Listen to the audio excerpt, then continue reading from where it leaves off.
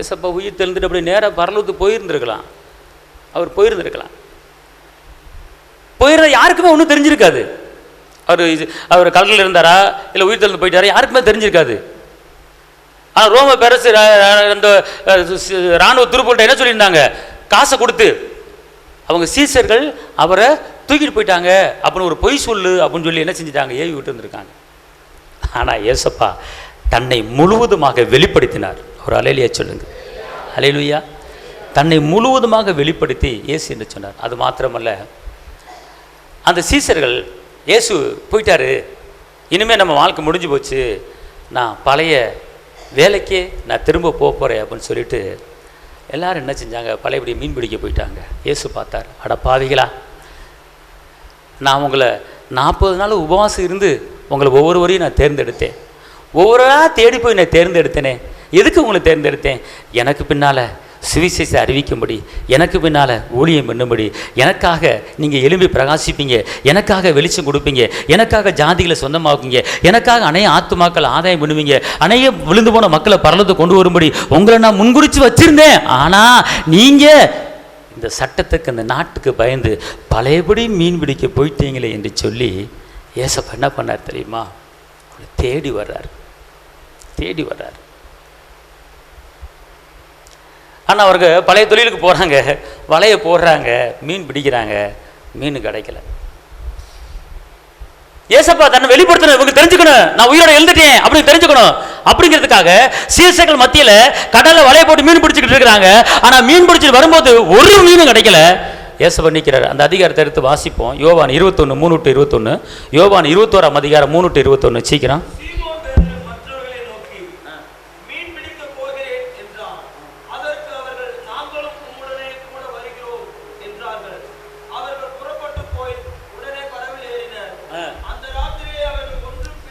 அந்த ராத்திரியிலே அவர்களை என்ன செய்யல, ஒன்றும் பிடிக்கல. அப்புறம்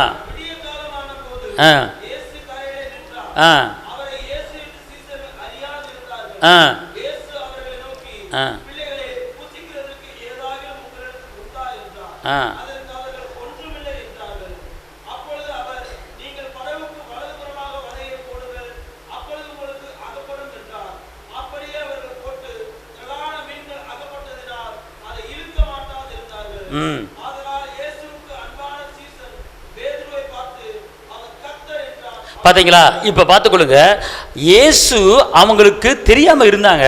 ஆனால் பார்த்துக்கொள்ளுங்க, எப்போ இயேசு வலப்பக்கம் வலைய போன்னு சொன்ன உடனே பெரிய பெரிய மீனாக கிடச்சிச்சு. நீ கீழே வாசித்து பார்த்தீங்கன்னா பெரிய பெரிய மீனாக கிடச்சிச்சு. அப்போ தான் கண்டு கொண்டார்கள் இவர் இயேசு. அப்போ தான் கண்டு கொண்டார்கள் இவர் இயேசு. நல்லா தெரிஞ்சுக்கொள்ளுங்க. அந்த பின்மாற்றத்தை அவர் சொன்னார்.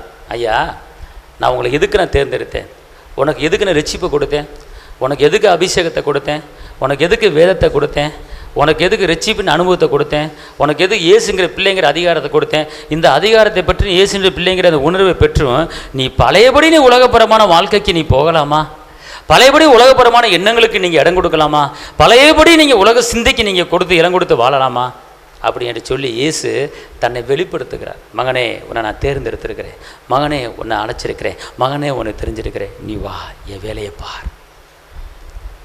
அதுக்கப்புறம் தான் சீசர்கள் என்ன செய்கிறாங்க, ஊழியத்தில் என்ன செய்கிறாங்க, இறங்குறாங்க. ஏன்னா ஊழியம் செய்யும்படி அவர் கட்டளை கொடுக்குறாரு. பார்த்துக்கொள்ளுங்க. மத்தேயு 28 அதிகாரம் 18-21, மத்தேயு 28 18-21 வாசிங்க சீக்கிரம்.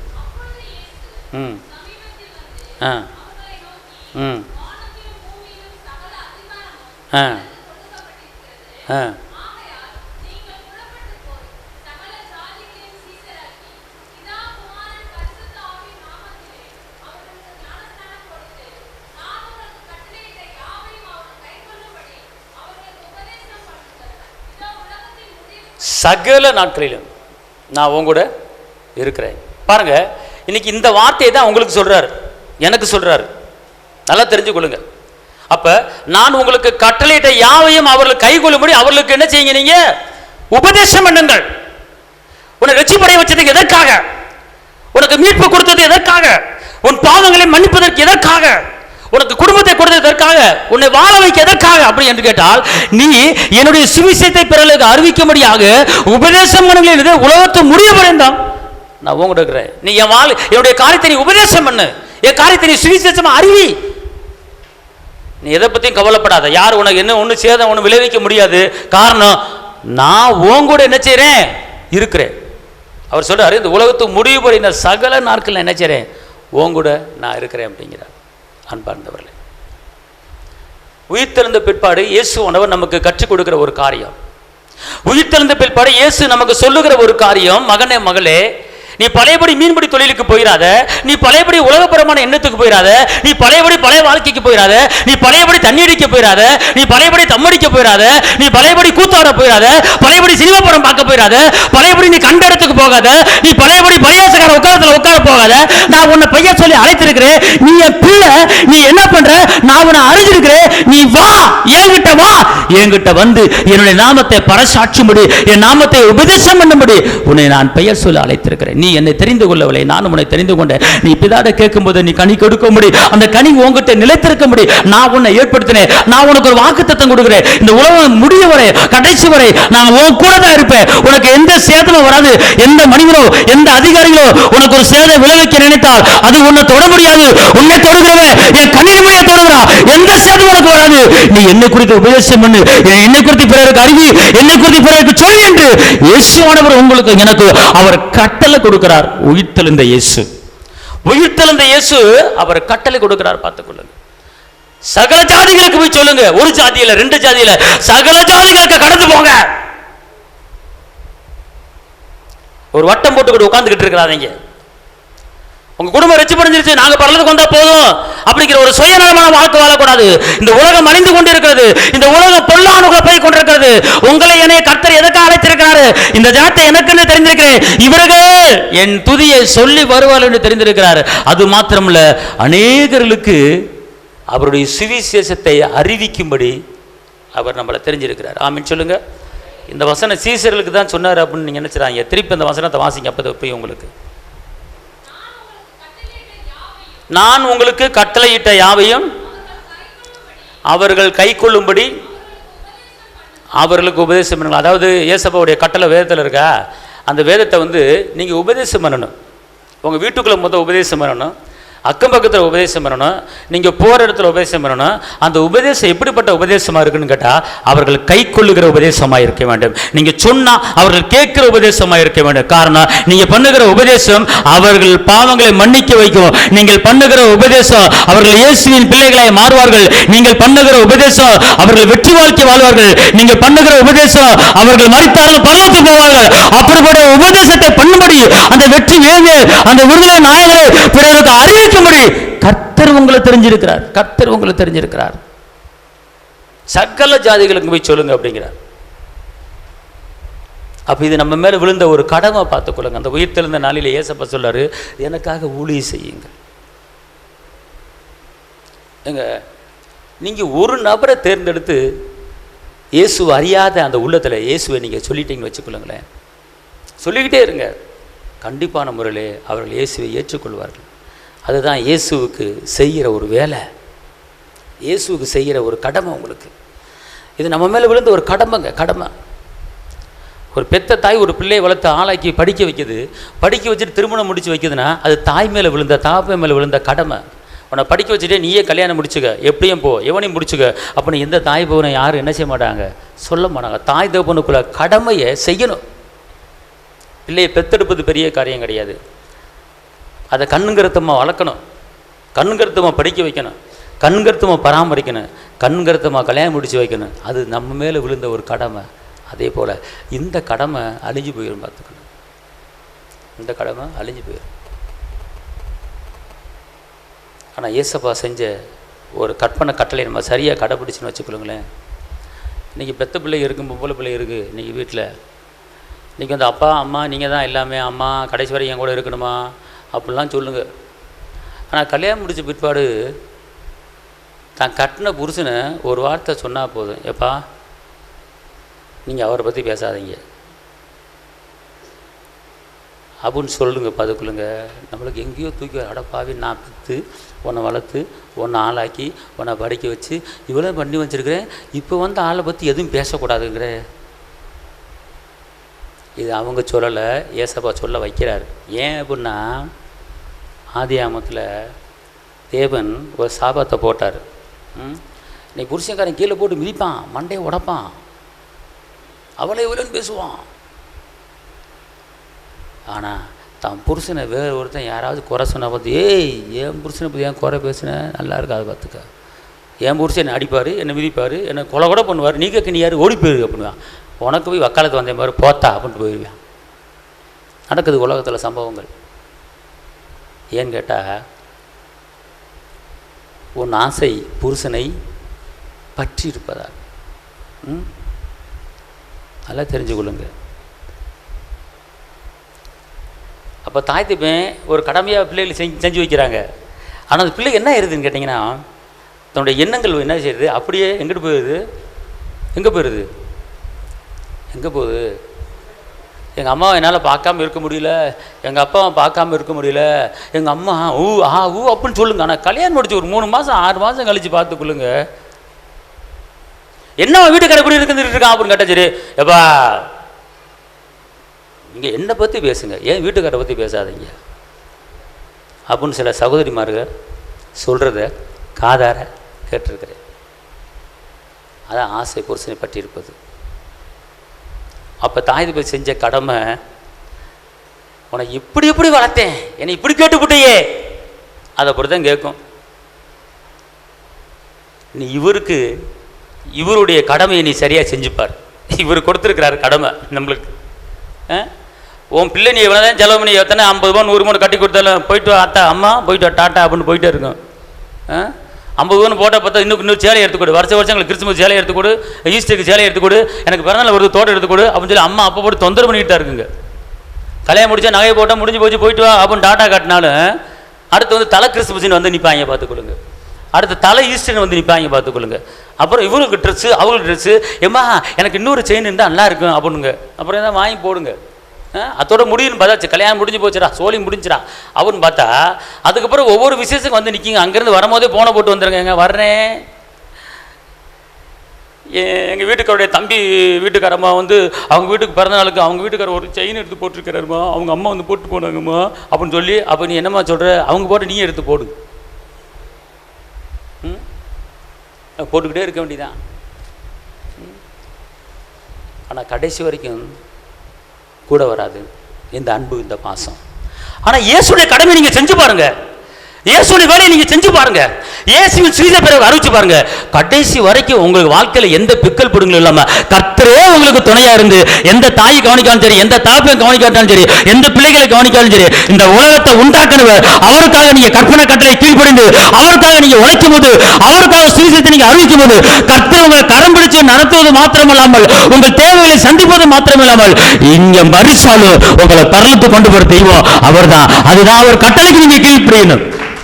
அதான் அவர் சொல்றாரு, என் கட்டளைக்கு நீ கீழ்ப்படி. அல்லேலூயா, சத்தமா சொல்லுங்க அல்லேலூயா. அதாங்க அவருக்கு நம்ம உண்மையா இருக்கணும். அவருக்கு நம்ம உண்மையா இருக்கும் போது இது அவருடைய வேலை, நம்ம செய்ய வேண்டிய வேலை. பார்த்துக்கொள்ளுங்க, இது உலகத்து வேலை இல்லை, பரலோகத்துடைய வேலை. சுவிசேஷத்தை அறிவிங்கள் அப்படின்னா ஒரு ஊழியர்கள் மட்டும்தான் சுவிசேஷத்தை அறிவிக்கணும் அப்படி இல்லை, நீங்க ஒவ்வொருத்தரும் சுவிசேஷத்தை அறிவிக்கணும். சமயம் கிடைத்தாலும் கிடைக்க விட்டாலும் நீங்க இயேசுவின் நாமத்தை பிறகு என்ன செய்யணும் சொல்லணும். பார்த்துக்கொள்ளுங்க,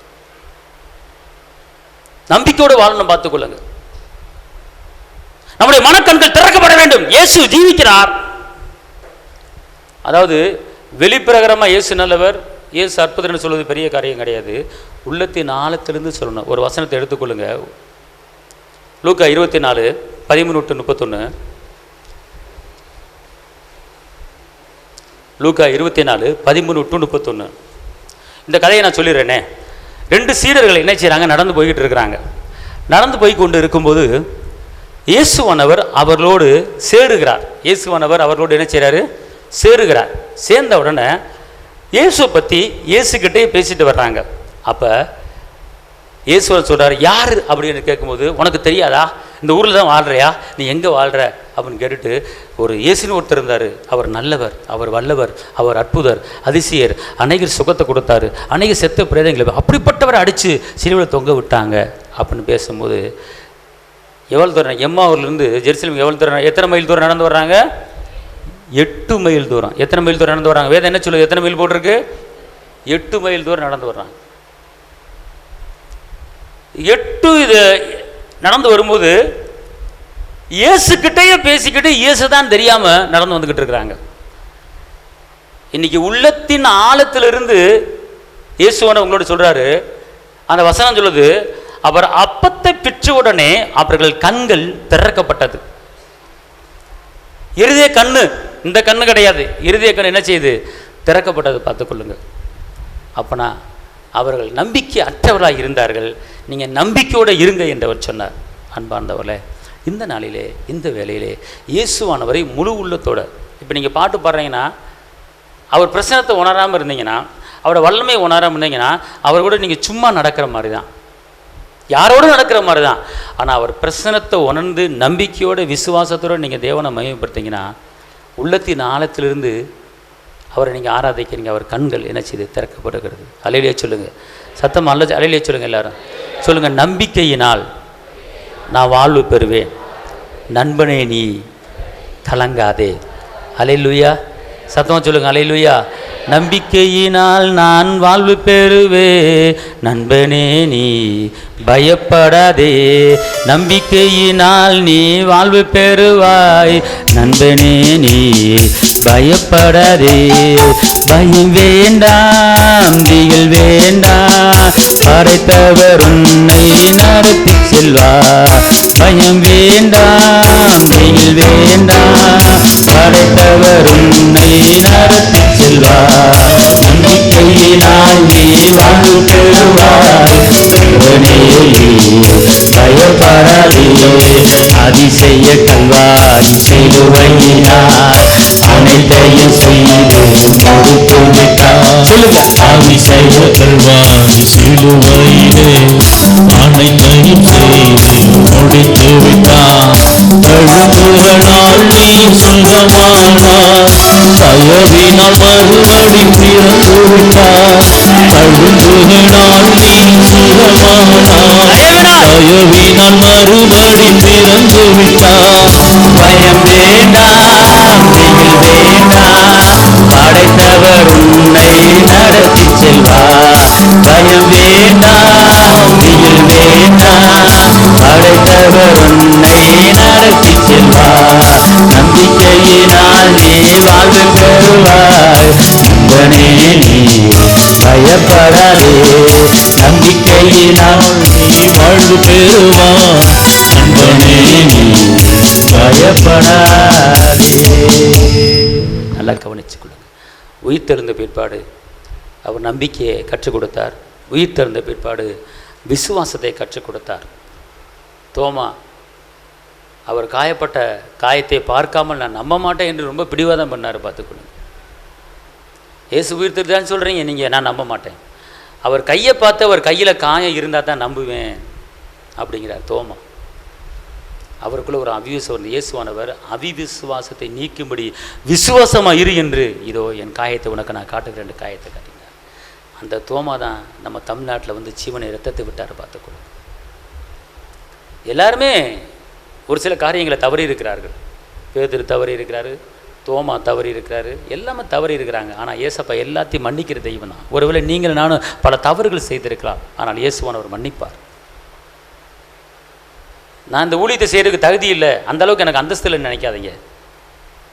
குப்பையில் கடந்தவனை தூக்கி எடுத்த ராஜாக்களோடும் பிறப்புகளோடும் அமர பண்ணுகிற கர்த்தர். அல்லேலூயா. இந்த உயிர்த்தெழுந்த நாளிலே கர்த்தர் கடைசியாக உங்களுக்கு ஒரு காரியத்தை சொல்லுகிறார்.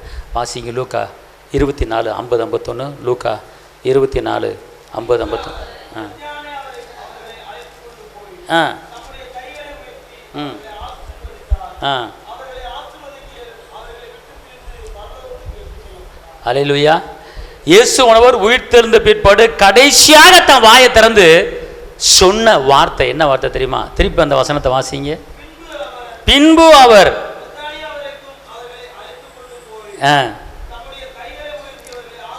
எப்படி ஆசீர்வதிக்கிறாரு?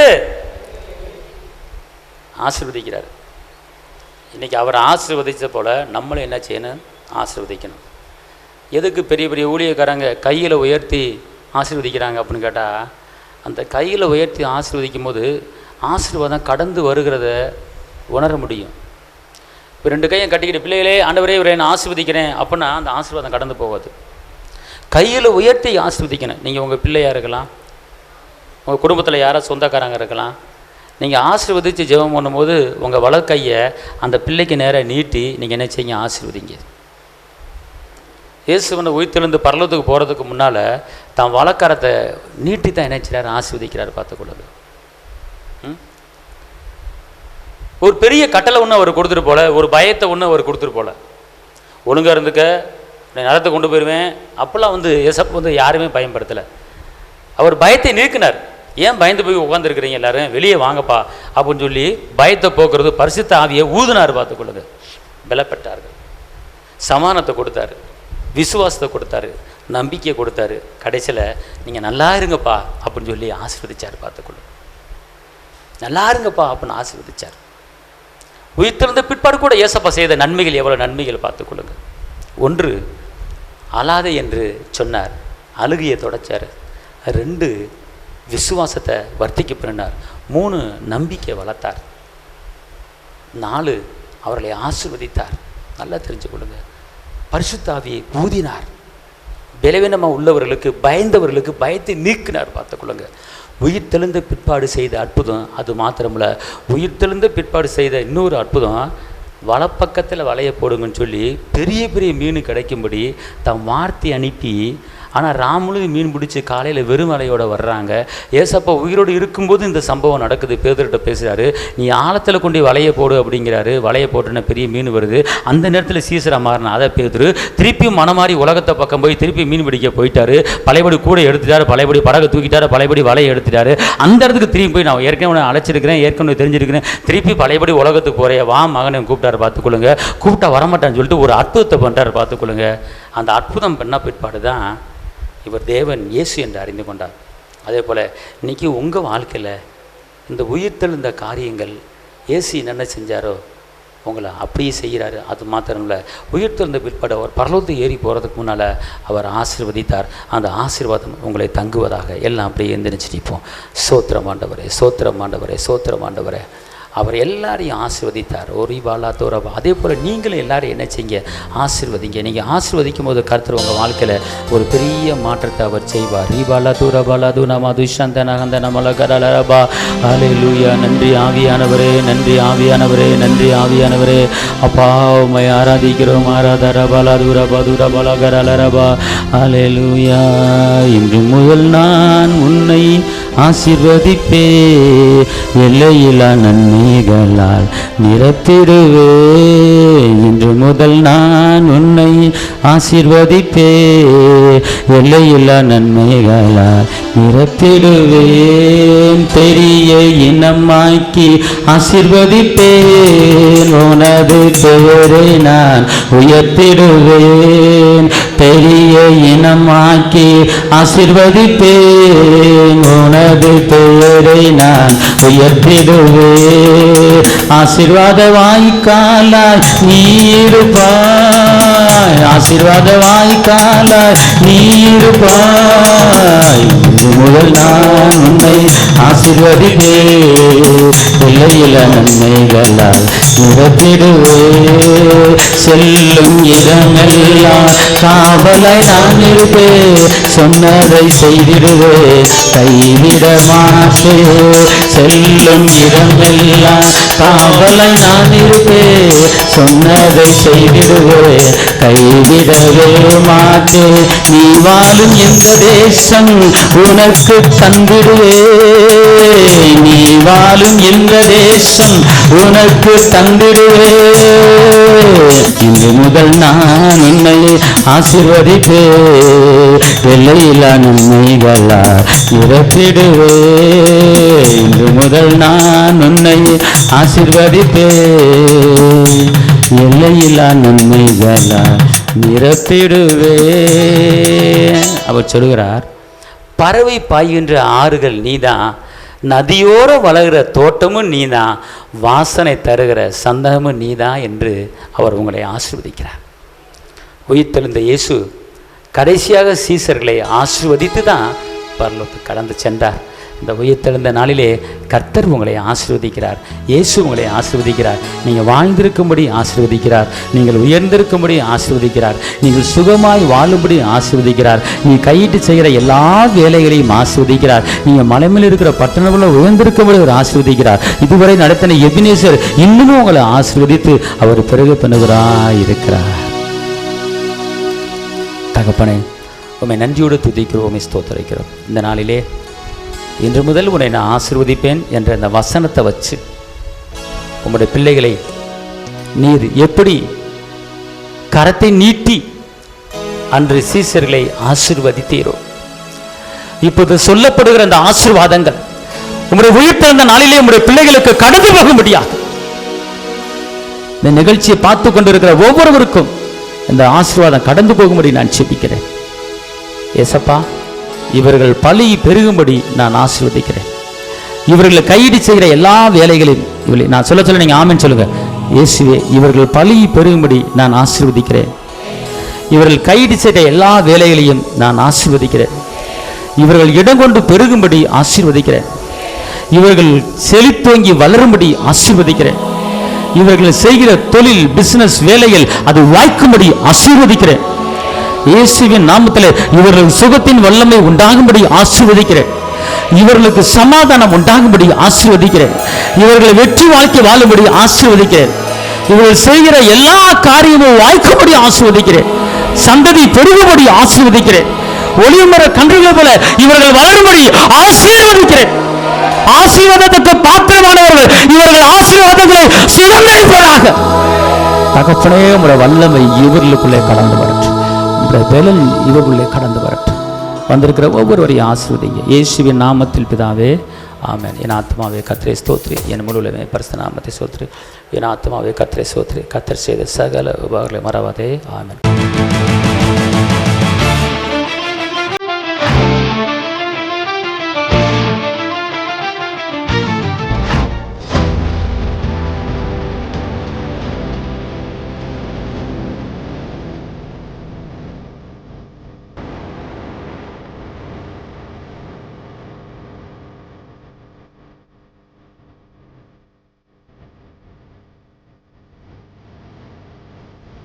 உங்கள் வாழ்க்கையில் போராட்டமா, கண்ணீரா, வேதனையா? இயேசு உங்களுக்கு அற்புதம் செய்வார். எங்களோடு இணைந்து கர்த்தரை ஆராதிக்க உங்களை அன்புடன் அழைக்கிறோம். எங்கள் முகவரி: போதகர் சி. ஜீவா, திரியேக தேவ எழுப்புதல் ஆலயம், RS நகர், Allampatti, Virudhunagar. Cell number 9493313673. Email address jiva.boj@gmail.com. ஞாயிறு ஆராதனையின் நேரம் காலை 8:30 மணி முதல் 10:30 மணி வரை. செவ்வாய்க்கிழமை மன்றாட்டின் ஆராதனை மாலை 6:30 மணி முதல் 8 மணி வரை. வெள்ளிக்கிழமை உபவாச கூட்டம் காலை 10 மணி முதல் 12 மணி வரை. மாதத்தின் 1ஆம் தேதி வாக்குத்தத்த ஆராதனை காலை 5 மணி முதல் 7 மணி வரை. கர்த்தர் உங்களை ஆசீர்வதிப்பாராக.